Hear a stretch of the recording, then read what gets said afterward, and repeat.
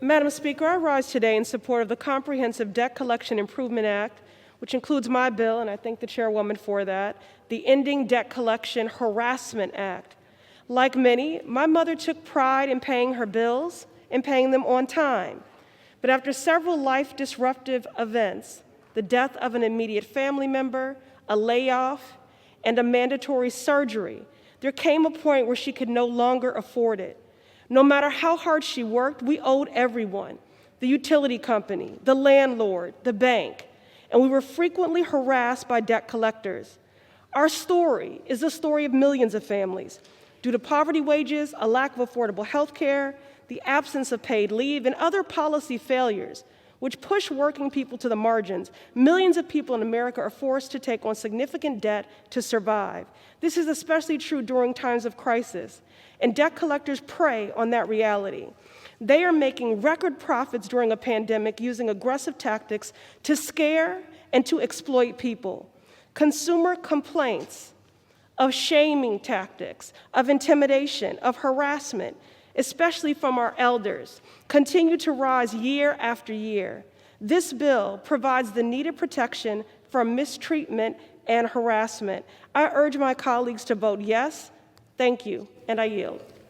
Thank you. This bill is critically important to our families across the country. I am proud that this bill includes a provision that I have introduced the past 2 sessions of Congress, the Consumers Protections for Medical Debt Collection Act. Nearly 20% of adults have 1 or more medical debt collections listed on their credit report. That means 1 in 5 of our neighbors across the country may be denied housing, transportation, or other necessities because of sudden health crisis or a visit to the emergency room. That hits particularly hard in communities like mine, where residents already face so many challenges with access to credit. Treating medical debt the same as other debt is just not right. It leads to irreparable harm to residents who simply just needed health and medical care. Medical debt is the leading cause of personal bankruptcy in our country, and the pandemic has only made the medical debt crisis worse. 2.5 million people saw medical debt enter collections since the pandemic began, totaling $2.2 billion in medical debt. H.R. 2547 would provide protections and safeguards to our neighbors who, no fault of their own, got sick and could not afford the medical care due to the broken healthcare system. This bill would prevent the collection of medical debt for 2 years from the date of medical billing, prohibits credit agencies from reporting all medical collections for a year. Medical bills and reimbursements are often vague and confusing, and so this gives our neighbors time to figure out what they actually do owe. So finally, this bill would ban medical debt from a medically necessary procedure from ever appearing on your credit report. No one chooses to get sick. Undergoing a medically necessary procedure should never haunt someone financially. It has no place on our credit reports. I thank Chairwoman Waters for her leadership on this vital legislation, and I urge my colleagues to support it. I yield back.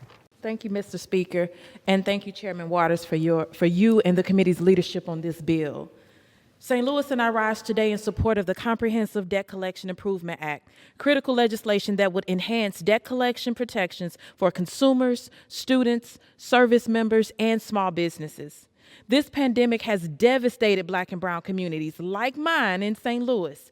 As someone who was uninsured during this pandemic, got sick, and is still struggling with those medical bills, I know the hardship faced every day by people across this country.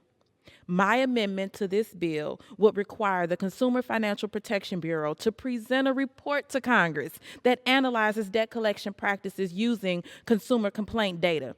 Debt collectors should not be able to call, email, text you to the point of harassment.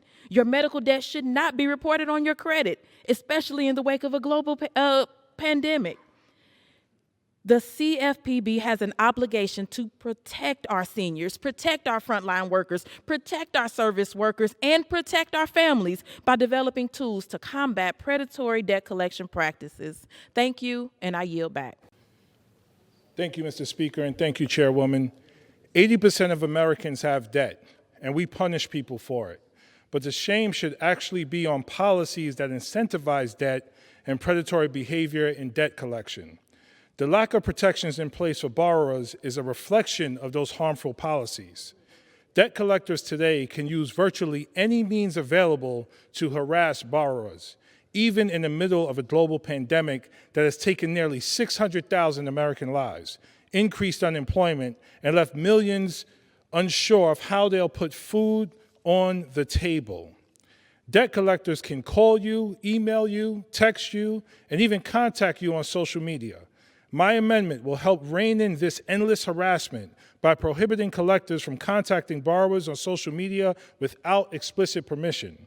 While there is still more work to be done on this front, this is an important place to start, and I encourage my colleagues to support the amendment. Thank you, and I yield